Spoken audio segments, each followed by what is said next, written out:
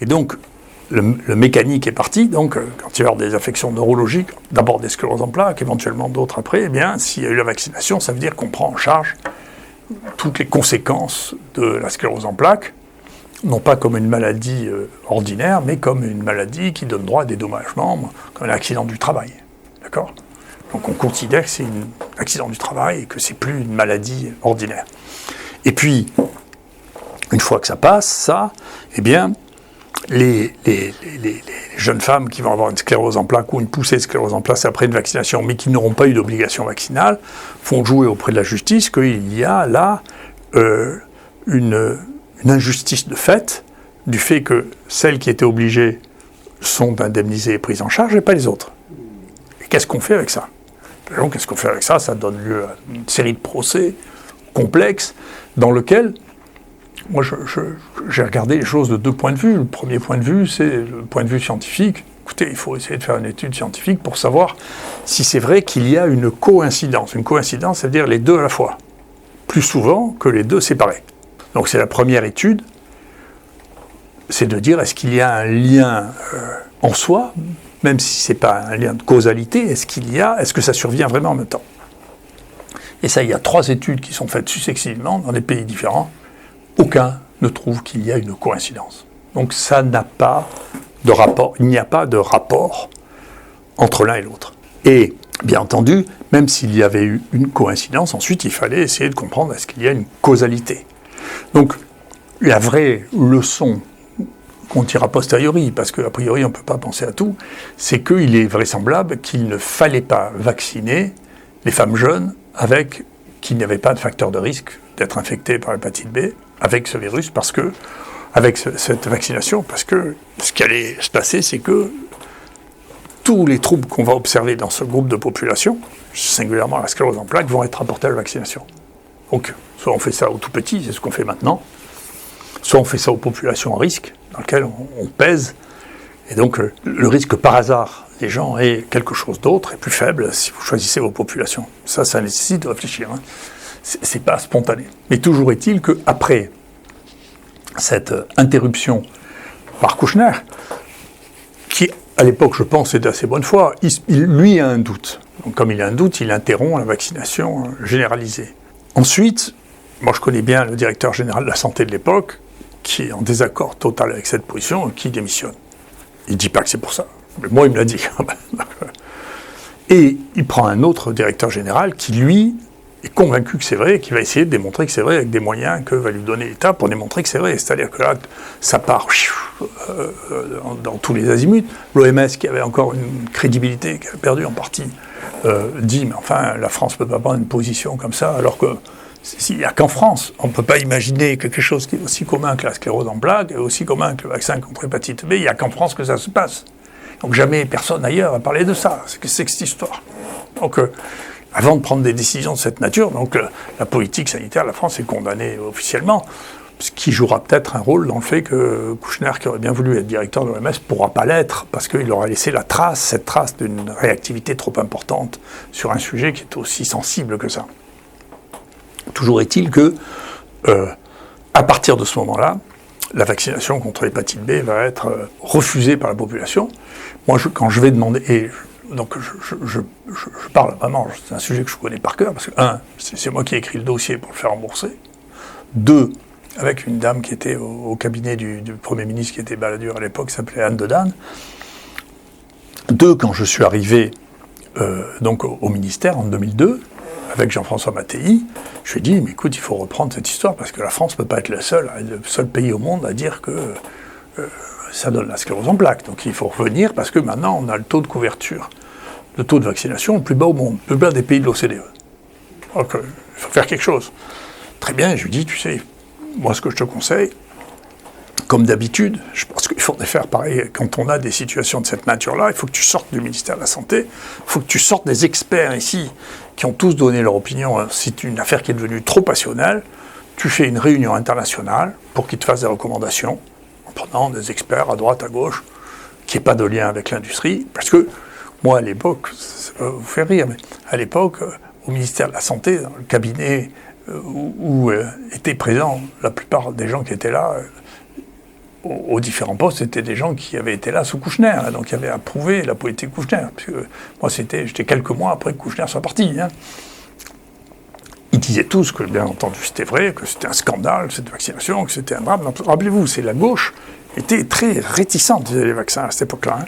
Et donc, moi, quand j'ai dit, non mais attends, il faut remettre à plat l'histoire de l'hépatite B, parce que moi, j'ai jamais été purement parisien, hein, donc je regarde le monde entier. Donc s'il y a un truc qui se passe qu'en France, j'ai des doutes. Hein. Il y a des domaines dans lesquels je veux bien croire qu'on est de l'avance, mais il y a des domaines sur lesquels je suis un peu, en particulier en santé publique, j'ai toujours eu des doutes sur le fait qu'on était très en avance sur les autres. Hein. Quand je dis ça, le cabinet Jean-François Matic, je connais bien, c'est un collègue, c'est un professeur de médecine de Marseille, j'étais interne dans le service dans lequel il était quand il était nommé agrégé, donc je connais depuis très longtemps. Il me dit, Didier, écoute, je dois te dire, voilà, je vais faire cette mission internationale, comme tu me le recommandes, mais je ne peux pas te mettre dedans parce que tout mon cabinet, les gens autour me disent que tu fais partie du lobby pharmaceutique pour les vaccins. J'ai même refusé une invitation à manger de l'époque Pasteur-Mailleux en disant, écoutez, je ne veux pas manger avec vous parce que je ne veux pas avoir de lien avec vous. Et d'ailleurs, dans l'épisode de la grippe ultérieure, Bruno Lina, qui j'étais assez copain à l'époque, a été accusé par la presse d'être un suppôt de l'industrie parce qu'il avait été invité à un congrès par Pasteur-Mailleux. Vous voyez que maintenant, le vent tourne, hein, les histoires tournent simplement. C'est la mémoire, ce qui est intéressant pour comprendre les choses, c'est avoir du recul pour voir ce qui s'est passé avant et puis pour voir ce qui se passe ailleurs. Donc cette histoire de l'hépatite B, il a fallu, c'est assez intéressant, on a fait un papier qui n'a pas été pris encore, mais qui sera peut-être pris un jour, qui reprend une parole de la Bible, c'est les parents ont mangé des raisins verts et les enfants ont les dents agacées. Donc c'est-à-dire que quand les anciens ont fait des bêtises, c'est souvent les enfants qui en paient les conséquences. Et donc on a eu, pendant des années, il a fallu donc 15 ans avant qu'on revienne à un taux de vaccination qui était raisonnable pour l'hépatite B. Voilà. Mais il est devenu raisonnable. Donc l'étude de la Cour des comptes qui a été faite en 2019 montrait que 88% de la population était vaccinée contre l'hépatite B, qui est la même chose que les autres pays européens. Donc le drame français a disparu. Comme ça laisse des traces, ça a été un des arguments pour Alain Fischer et pour Madame Buzyn, pour dire, puisque c'est comme ça que les Français ne veulent pas comprendre, on va faire les vaccins obligatoires. Et avec les anciens pays communistes, les vaccins obligatoires, on ne fait pas ailleurs. Hein. Si vous regardez sur le site de la santé publique en Angleterre, on dit, ça ne fait pas partie des mœurs de l'Angleterre de faire des vaccins obligatoires. Donc nous vous recommandons ça, ça, ça et ça. Donc en France, on avait des vaccins obligatoires qui dataient d'il y a extrêmement longtemps. On ne rajoutait pas de vaccination obligatoire pour l'ensemble de la population. Donc c'est un passage qui n'était pas justifié par une couverture vaccinale plus basse que celle des autres pays dans lesquels il n'y a pas d'obligation vaccinale. Et c'est d'ailleurs une stratégie qui n'est pas très raisonnable parce que c'est pas si simple de faire de l'obligation vaccinale. C'est pas si simple. Les gens peuvent mentir, peuvent tricher. C'est pas si simple. Il vaut mieux convaincre les gens, leur dire écoutez voilà pourquoi il faut le faire, on a bien évalué les choses, il n'y a pas de danger, on voit que ça marche, voilà c'est dans telle indication, parce que, c'est-à-dire avoir de la raison, il vaut mieux ça plutôt que de dire écoutez, ne cherchez pas à comprendre, vous obéissez, puis point final. C'est pas ma nature, c'est pas comme ça que je fonctionne, et donc je ne suis pas d'accord. Voilà. Et d'autant que quand vous dites aux gens, moi je le sais, malheureusement, au moment où j'ai fait mon livre sur les vaccins, c'est le moment où cette décision de Mme Buzyn a été prise. Et donc, moi, je me suis fait agresser sur le plateau en disant « Mais attendez, qu'est-ce que vous dites ?» Elle dit qu'il faut, c'est comme ça, il faut faire de...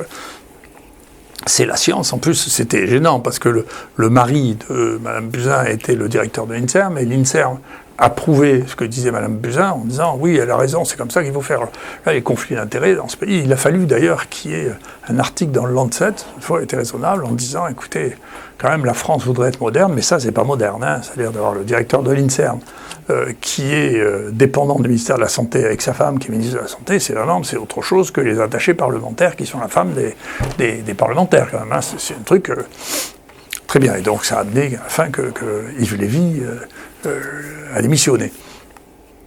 Donc c'était très gênant, en plus de dire, moi je n'avais pas à dire, mon ministre de tutelle, il prend ses conseils scientifiques auprès de son mari. Enfin, c'est pas, ça se fait pas, c'est des choses qui sont d'un autre monde. Enfin, faut être en France pour un truc pareil.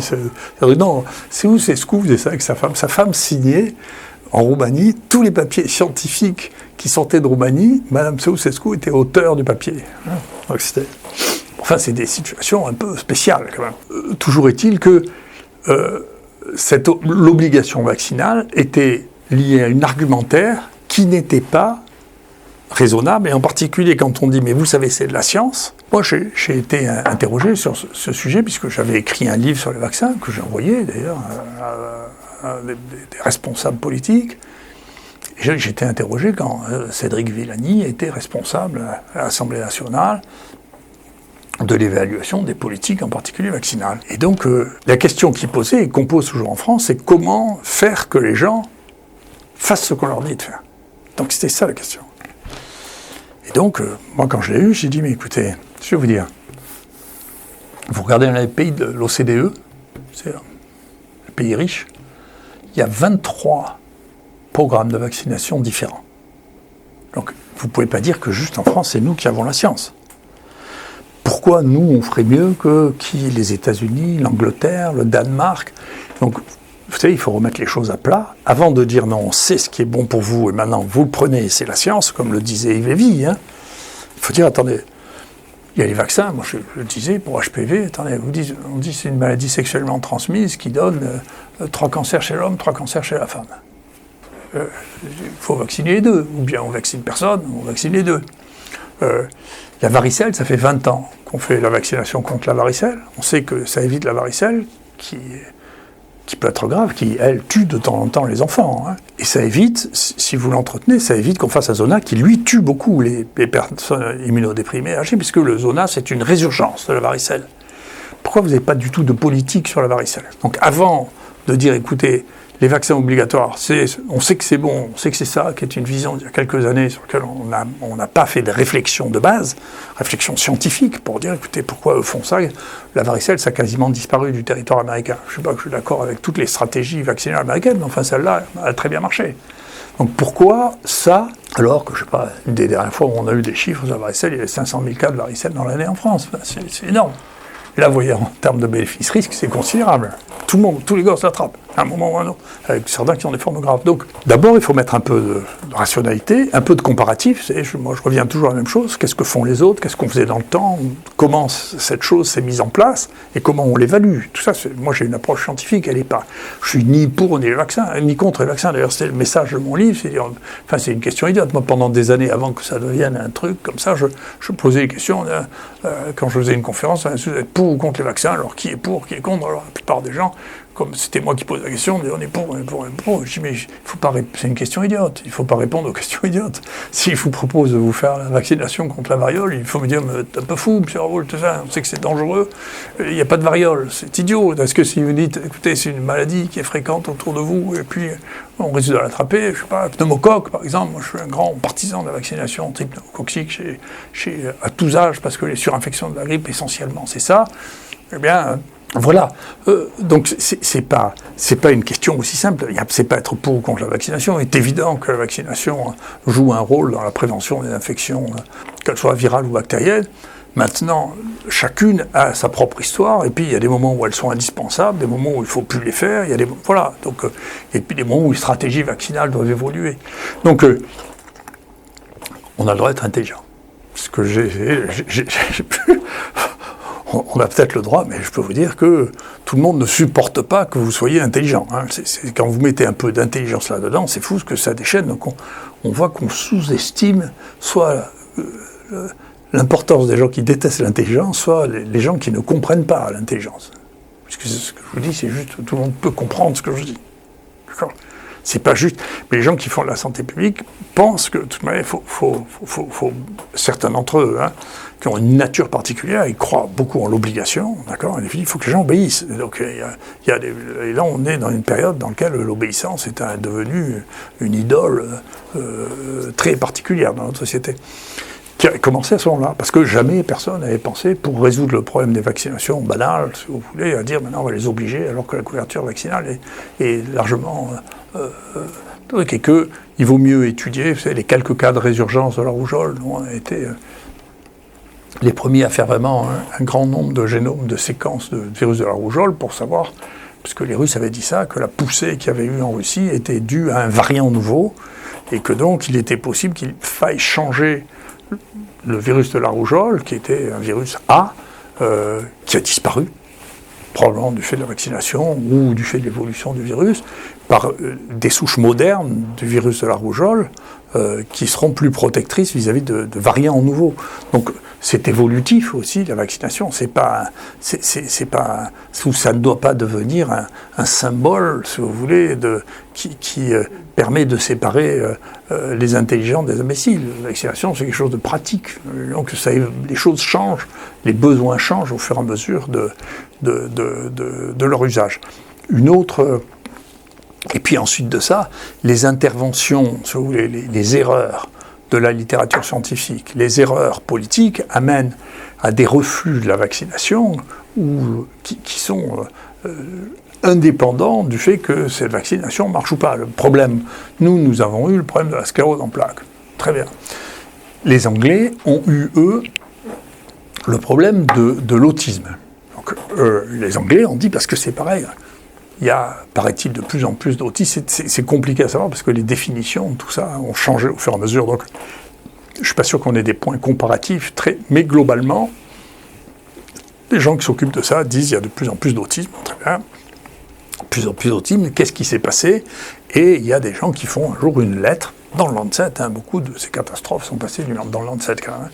Dans le Lancet, qui disent, écoutez, il y a un rapport entre autisme et vaccination contre la rougeole. Là, la presse s'empare de ça, c'est un scandale, donc elle adore ça. Puis ça touche beaucoup de gens, quand même. Ça touche à la fois tous les gens qui ont un enfant autiste et puis tous les gens qui ont eu leur gosse vacciné contre la rougeole, ça fait du monde. Hein. Ils demandent, et là-dessus, il y a toujours, ou la plupart du temps, une erreur politique. Là, l'erreur politique, ils demandent à Tony Blair, dans le scandale, les gens lui tendent un micro, Monsieur Blair, est-ce que vos enfants sont vaccinés contre la rougeole? Et Blair a dit, écoutez, je sais pas. Parce que c'est ce qu'il a dit après, parce qu'il a cette réaction à chaud, plutôt que de dire, écoutez, c'est pas la question maintenant, on ne regarde pas, et donc plutôt que d'être dans le calme, c'est un des premiers politiques hyper réactifs, Tony Blair, qui sans arrêt saturait l'information, pour éviter d'ailleurs que les informations qui pourraient être négatives ne durent trop longtemps. On sature en permanence l'information, ce qu'il a appris au reste du monde, d'ailleurs. Et donc, à partir de là, il y a tout un truc qui part, et pour rattraper ça, la rougeole et l'autisme, mon Dieu, après, il y a tout le monde qui se pose la question de ça. C'est la même chose, la même erreur qu'on avait eue avec Kouchner et l'hépatite B. Un autre problème majeur qu'il y a eu, et ça je veux expliquer ça un peu clairement, c'est la vaccination contre la poliomyélite. D'accord ? La vaccination contre la poliomyélite, il y a eu 2 vaccins qui ont été utilisés. Un vaccin qui est fait, alors il y a 3 virus de la poliomyélite, 1, 2, 3, facile à retenir, et donc un vaccin qui a été utilisé, qui est le vaccin qui est fait avec du virus tué. On dit inactivé, mais enfin en pratique on le tue. Très bien, et donc vous avez été vacciné, vos enfants ont été vaccinés avec le DTP, c'est-à-dire diphtérie, tétanos, poliomyélite, et donc c'est injectable, c'est du vaccin tué. D'accord. Bien. Ultérieurement, a été mis au point. Alors, pour mettre les choses en perspective, la poliomyélite, le virus est un virus banal qui se promène dans le tube digestif, c'est un entérovirus, un virus ARN, comme le virus de Covid. Mais lui vit dans le tube digestif et il y a peut-être une personne sur 100 qui fera une maladie poliomyélite parmi ceux qui seront infectés. D'accord ? Donc il peut y avoir 2 objectifs, à la différence de maladies qui étaient assez simples comme la variole. La variole, 100% des gens qui étaient infectés étaient malades. Plus ou moins, mais 100%. Il n'y avait pas de porteur sain. Dans la poliomyélite, il y a le problème du portage, c'est-à-dire le réservoir. Comment on fait pour... Est-ce qu'il y a un moyen d'éradiquer ce virus qui dont on ne voit médicalement que un cas de temps en temps, alors qu'il y a beaucoup plus de porteurs. Et dans cette réflexion, il fait cette fois non pas un vaccin contre la poliomyélite, mais un vaccin contre la poliomyélite et le portage du virus, qui est cette fois-là un vaccin vivant atténué.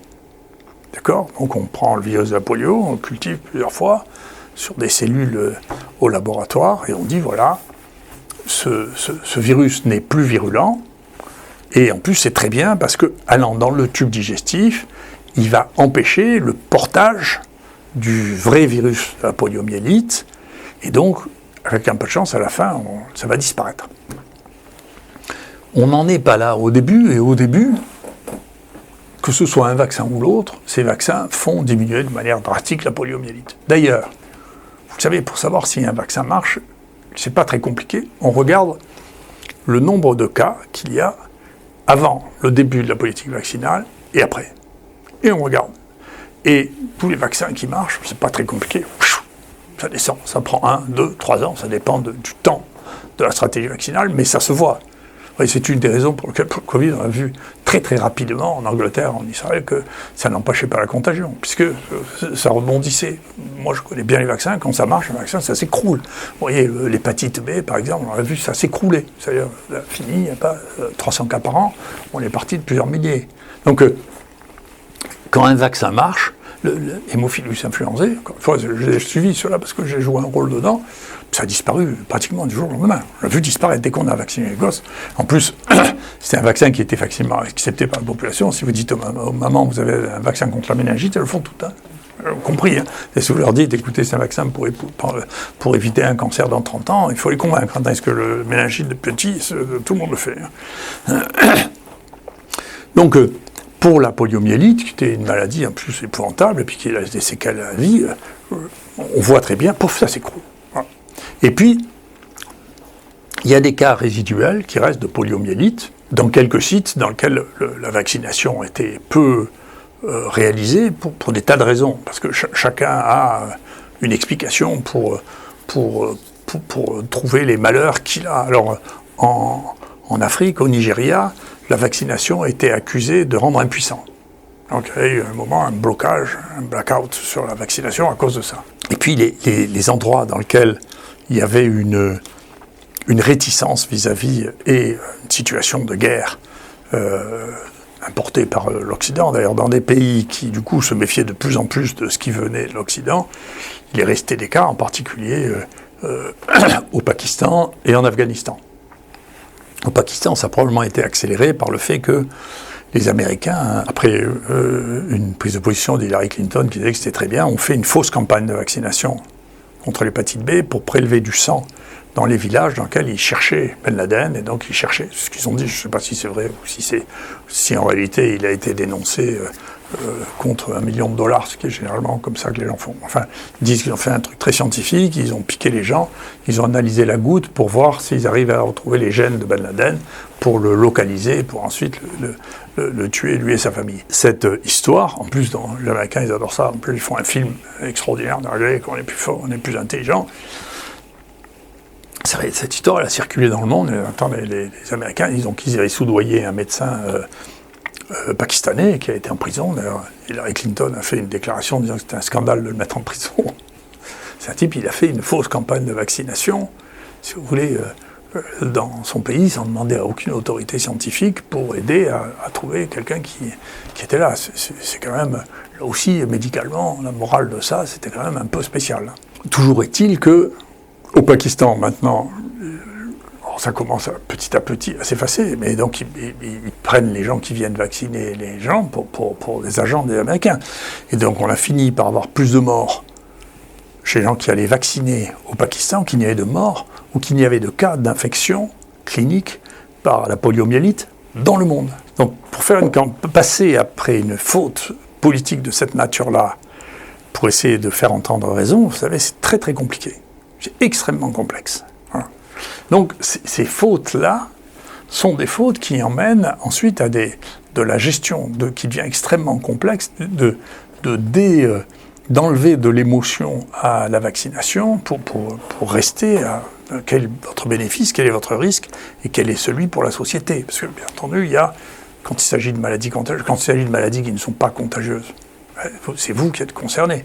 Quand il s'agit de maladies contagieuses, donc c'est l'ensemble de la population pour laquelle on doit réfléchir.